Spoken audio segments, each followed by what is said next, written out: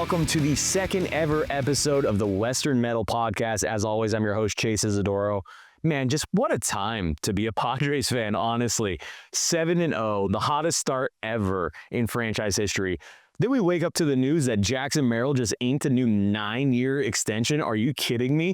And you get a guy like Merrill for basically $15 million a year. I know it shakes out a little bit differently. It's like $2 million, $7 million, $9 million, and then there's a stretch where we're paying him $20 million a year. But on average, it's $15 million a year for that guy. Not just what he does out there on the field, which we love. And he's a great hitter, contact, and has power. Great at fielding, even though he just only started playing center field last year. But the mentality behind that guy. When we go in that clubhouse and we interview him, it's like, dude, like he doesn't care about awards or what we have to ask him about. Is he up for Rookie of the Year last year? He doesn't care about none of that. It was great just to get a chuckle out of him when we were talking about the sign, and it shows that he loves that stuff. But dude, he is straight business. We got that guy for 9 more years.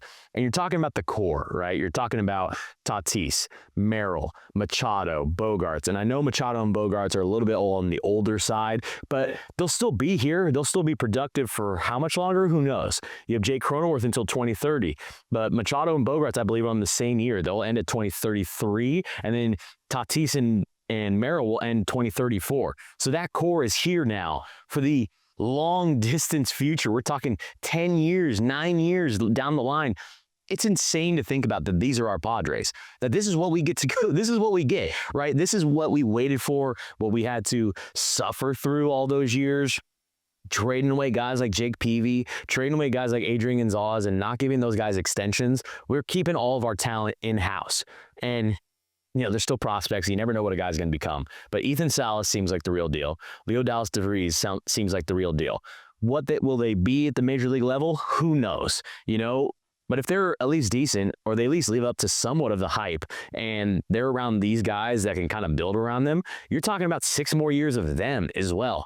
Whenever they hit the bigs, that might be next year. So you're talking about maybe over the 7 years from now, you have this core group of guys still all playing together, or at least somewhere in that window where Manny and Xander are still great. And we'll talk about Xander and Jake. I mean, shoot, why don't we just get into it right now?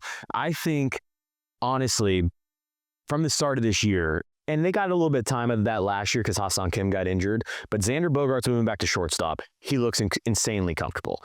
Jake Cronenworth back at second base. And we know Jake doesn't really care. He kind of will play wherever, but he looks comfortable there and he looks better and he's hitting better, especially with his slugging as well. You got a team that is comfortable, and that is the vibe. And there's 2 ways that could go, right? Are they comfortable and they don't care? That can always hit a team around like June, July, the dog days, where it's like, oh yeah, you know, we're all paid. You know, no one's really pushing each other. Dude, these guys are comfortable and they're balling. Like, it's a comfort that we didn't go get a huge piece. Like, we got Pivetta, which is great. Love him. And dude, Nick shoved the other day against the Braves. That was awesome. But it wasn't like we went and added Tatis to this team this year. You know, it's the same group. There's no like throwing a wrench into the mix where they got to figure it out and they got to bond together. It's the same group of guys, and it's showing. Dude, they've hit the ground running like crazy. And I did not anticipate this. I did not anticipate 7-0. But honestly, it hasn't even felt like there hasn't been a moment where I was like, today's the day we lose. You know, like even a couple of those ones, probably the Randy Vasquez start, where I was like, all right, the Braves are going to get us on 1. And they still pulled it off. And we still pitched great. Randy pitched great. You know, Kyle Hart pitched great against the Guardians. And the Guardians and the Braves to sweep both of them. 7-0 against playoff teams from last year. That's insane. That's honestly insane. There's no better time than to be a Padre fan than right now. Honestly, and that seems crazy to say for the beginning of April. We're still got a single digit on our April date, and we're saying it's the best time ever. You know, maybe not that far, right? We've gone to World Series. Playoff runs have been incredible. I'll still take that series where we eliminated the Dodgers over anything I've ever done because I was there for that. Incredible. But right now, man, it's hot. Everything's hot. The pitching's hot. The bullpen's hot. Our catchers are getting better. You know, even putting in some hits from time to time. The base running has been incredible. They're hot. The power is hot, but also nobody's trying to be the hero. And like, I don't want to dog on like Juan Soto because I do think there was other stuff that was going on besides just everything was his fault. I don't think that's the case at all. But that team was different. The mentality was different. It felt like everyone, when they stepped to the plate, they felt like they had to be the guy that brought everyone in. Whether it was Juan Soto or Fernando or Manny, everyone felt like they had to be the guy that year. It's the complete opposite this year. Like, case in point, Luis Ariz has been really, really cold to start the year, but only statistically. If you're looking at what he's been actually doing, he's getting some decent contact, probably not what he wants contact-wise, right? Because then you get the hit, but still getting great contact. He hasn't struck out once. Not once. Everything's been put in play. Really haven't been any dribblers. They've usually been like on a line to second, like he's been doing all that, but he also has sacrifice hits. Like, that guy has not been afraid to lay down a bunt to move Tatis over. You're talking about the 3-time batting champion going up there, knowing he can knock him over whenever he likes with a hit, and going, you know what? In a contract year, mind you, in a contract year for Luis Ariz, he's going to be a free agent. He's like, you know what? I'll throw down the bunt. Let's move Fernando to second, because now I have Manny and Merrill and Bogarts coming up after me. And I got Fernando at second, who could steal third, and we saw him steal third. You have that mentality of, I'm going to do whatever I can for the team. Same thing with Merrill. Like, Merrill's been this hot, and I've seen more like little bloop hits from his decision-making, from him going, all right, I just need to throw the bat head out there and just put it in play. He's not going up there trying to swing for the fences. Although, when they hung that one to him today, especially on the day where he got his contract, dude, the second that slider hung, I was like, oh, this is gone. It's just so gone. Oh, man, that was beautiful. Yeah, that's honestly the mentality that I'm picking up. Is it's very much we're just going to do what we got to do to win. And it's felt comfortable at times. There's been sometimes, obviously, the pitching hasn't been as good, like in Cease's first start, which I thought he was dealing, and then got into some rocky water. King, first start. And then they both come back and just start punching guys out like crazy. And then if you get those good performances out of Pivetta and out of Randy Vasquez and Kyle Hart, to where, Vasquez and Hart are going to fluctuate, I would probably lean on them to probably pick up more losses than the rest of the group. Pivetta did get touched up pretty good. I'm not going to shame him for only getting 4 Ks. It happens all the time, But he did get touched up pretty good. They were just kind of hard-hit balls that were atoms. But honestly, I think his average exit velocity was like in the 80s, like high 80s. And for those that don't know, a barrel, I believe, is over 95 and above. I could be wrong with those numbers, but I'm pretty sure it's like over 95 miles an hour for exit velocity. So you're talking about 88. So it's mostly soft contact, especially when a couple of those were kind of barreled up. It means that most of the stuff was getting right into the dirt off the curveball. I think the rotation has been phenomenal. I do expect Hart and Vasquez to kind of get touched up from time to time, like I just said, and that's probably where we're going to end up picking up some losses until Darvish comes back. But nobody's invincible. Like, King's going to get the losses. Cease is going to get losses. There are flaws in all their games, especially when you throw that nasty of stuff. You kind of have to test the zone and test, is it going to be a ball or a strike? You're going to end up walking guys. But then on the other side, you're going to get days where Michael King goes out there and shoves for 11 strikeouts. Like, dude, that was nasty what he was doing to the Guardians last night. So it's going to fluctuate. Obviously, we're not going to go 162-0, but I am starting to believe that's actually possible. After seeing what this team has been able to do, why not us? Why not us for 162-0? Sign me up for that. It would be wild to even get close to that. Obviously, that's not going to happen, but I'm on board. I'm delusional as it is. I'm the delusional dude who would convince himself that Chris Denorfia and Will Venable were the answers every year. I can get on board with 162-0. Trust me, I can. But, it's really going to be interesting to see, now that we're going on the road, what changes. Are we going to be able to be the team that can go on the road and bring the same intensity and bring it, day in, day out, night in, night out? That's going to be really the testing ground, because, over the years, and it happens to everyone. Everyone plays that on the road, especially if it's a long road trip. We've known how many times we go to Philly and New York and we don't play as good, or like some weird series in Washington or Miami. The one that's always picked up too is like Pittsburgh. Pittsburgh always feels like a weird place for the Padres to play, so it's going to happen. And we go on the road to Wrigley against a Cubs team that's pretty decent, pretty solid team for Chicago. It's going to be their opening day at Wrigley. They'll be juiced up. I honestly wouldn't be shocked if we lose the first game. If we lose opening day at Wrigley, wouldn't shock me. But at the same time, I have the full, utter confidence of this pitching staff, this bullpen. Until today, the bullpen had not given up a run after the 6th inning. Today, they gave up 2. Like, dude, they're killing it.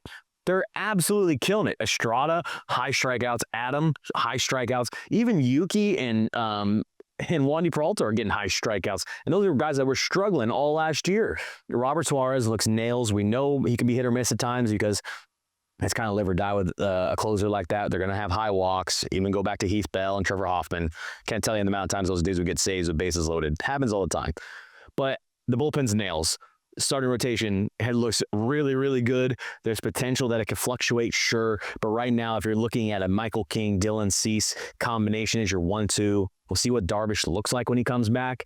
When that happens as well, Pivetta seems really, really strong, and I expect him to have a really good year as well. So, I mean, when you talk about the pitching staff in general, like it's kind of everything you could ask for, considering the fact that Darvish ain't there and Musgrove's not there.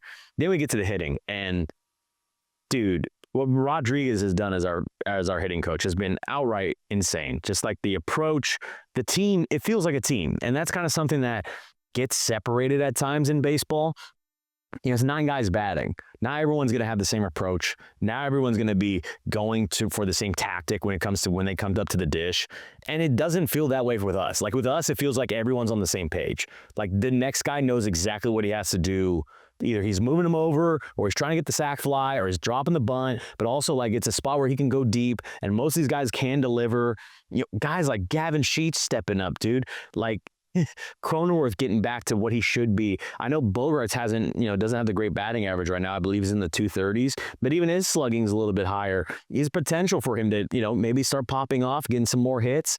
Then you have guys like Manny, Tatis, Merrill, all batting over 400 right now. The batting champ is batting in the 1-somethings, but he hasn't struck out. So he's technically still doing what he's always been doing, which is getting contact on the ball. Dude, it's perfect right now.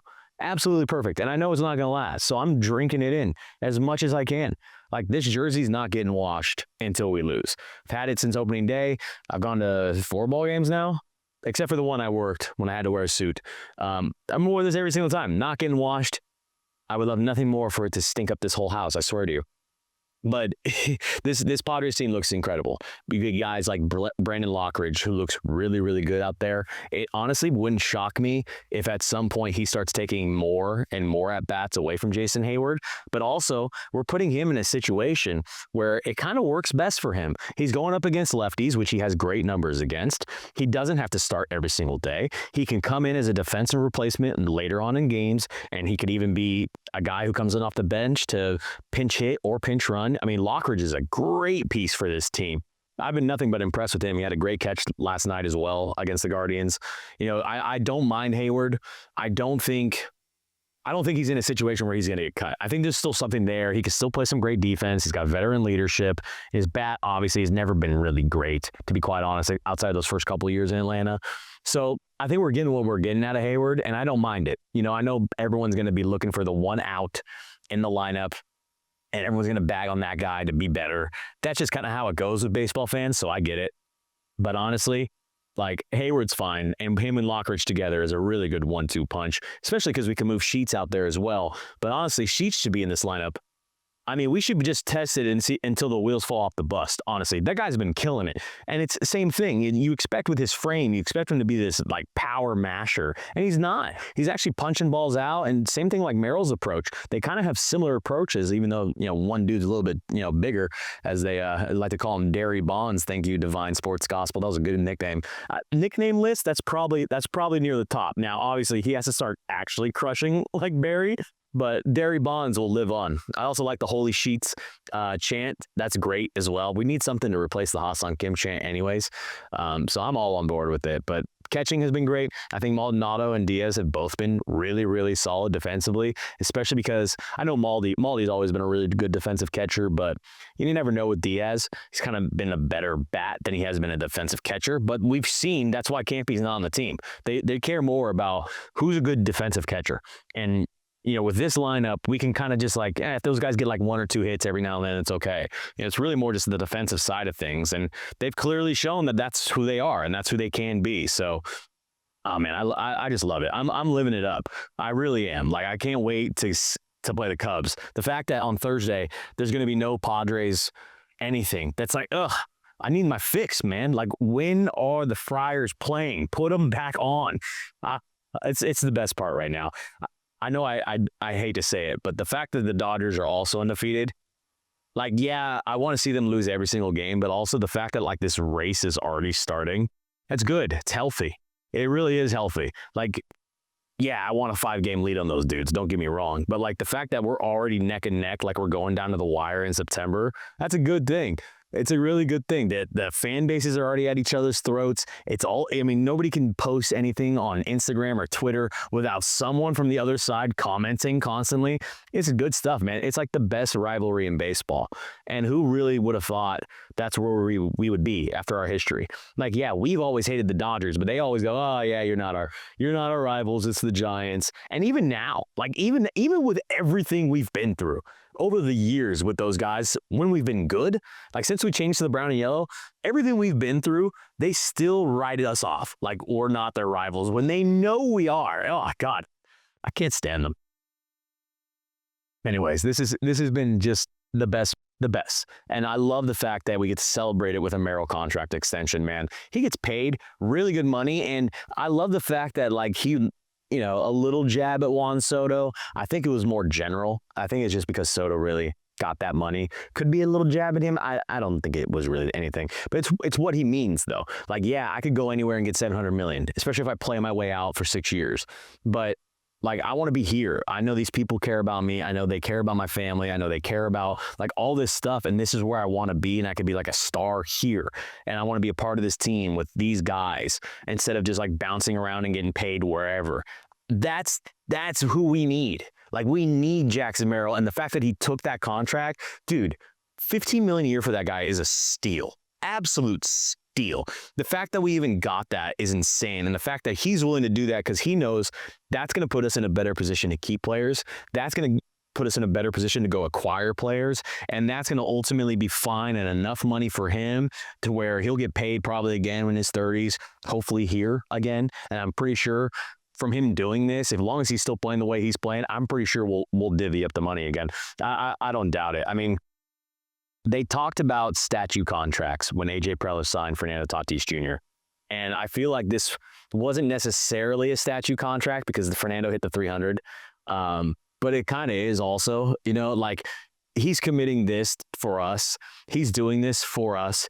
He probably will end up with a statue at Petco Park one day if he plays the way he plays, which I think he's capable of. I think there's this weird, like, shift, right? Like, when Trout came in the league, Bryce Harper came in the league, and Manny came in the league. It feels like all these guys, like, arrive at the same time, right? And it was like Acuna 1 year, Soto 1 year, Tatis and Vladdy, right? They all come in a next wave of dudes and a next wave of guys. And I feel like this one with the Elly De La Cruz, the Paul Skeens, the Merrill, the Gunnar Hendersons, they're all starting to hit right now.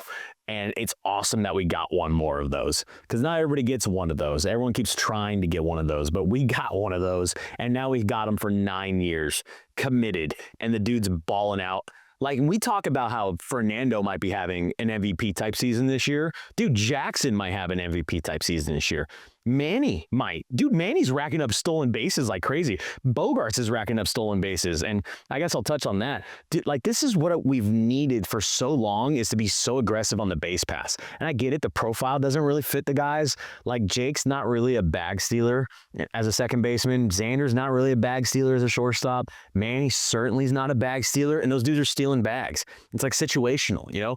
They're getting the proper jumps. They're waiting for the balls in the dirt. They're getting the proper jumps, and they're going. Like, I love how aggressive we are. Yeah, you could bite you in the ass sometimes, but honestly, the aggressiveness is what counts. And we've seen it time and time again. We saw it that whole Brave series, and we saw it with the Guardians. And the fact now that really the one that we need to get back is Fernando, because I felt like there's been, I don't know if it's a directive that they've been telling him, like, hey, you know, you need to stop stealing because we don't want you to get injured, because we've seen it. We saw what happened when he hurt himself in Washington. You know, we know how dangerous it could be. We saw Mike Trout get hurt when he slid headfirst in second base before.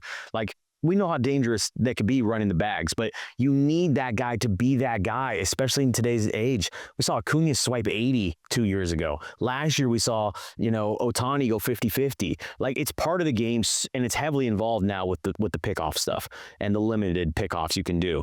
We need Tatis to have like a bare minimum, like 40 bag season. Honestly, like if he's healthy, he should be getting near 40 bags. With who he is, how fast he is, his mindset out there on the base pass, and with him batting leadoff, and his approach has kind of changed too. Like, yeah, he crushed that homer, but like it kind of felt like he was selling out first pitch fastball and crushed the crap out of that thing. Outside of that, he's really been very much just get me on, because I know I got a Rise. I know I can steal that second base. I know a Rise can bump me over if need be. And then we got Manny, and then we got Merrill or Bogey. Like, Fernando as a table setter, it's so nice and so welcomed back. I can't believe we moved him off batting first to begin with. Like, that alone was just wild to me. And I get it. You want to have somebody else set the table so Fernando could send him a yard. But dude, get Fernando on base and let the rest happen. Like, put that guy in play and get him as many at-bats as you can possibly get, which is what you're going to get in the one spot. You're going to get more ABs than everybody else on the rest of the team. That should be Fernando Tatis Jr. And I'm so happy it's back, and it's incredible. I believe he has the highest OPS by a leadoff hitter in Major League Baseball history. It's insane. Like, get him back, bat leadoff, and see what he can do. But honestly, man, like, I'm so hyped from this whole season. I can't wait for more. I don't know when the next podcast will be. See, we got 3 games set versus the Cubs and 3 against the Athletics. I'll probably end up doing one. Probably, I think we have a lot of Thursdays off. And I think these Wednesday night ones after the Wednesday day game will probably be the best. So I would expect these on Wednesdays. I'll make a deal with you guys. And I'm going to try next week to try to get somebody else out here, because right now I'm just getting blinded by my ring light as I look into the camera. And I'm just talking to myself in my living room. But it's not bad. It's not a bad living room, if you must say that. But, I'll try to get somebody else on, probably do a Zoom call, probably interview people. If you guys want to talk on here as well, swing on by. There's plenty of people in Padres Twitter, Padres Instagram that I'm sure would love to come on here and just talk ball. It's nothing crazy. It's nothing professional. I don't cuss really, but everyone else can let it rip. I don't care. But yeah, that's the episode here for the Western Metal Podcast, episode 2. Thanks.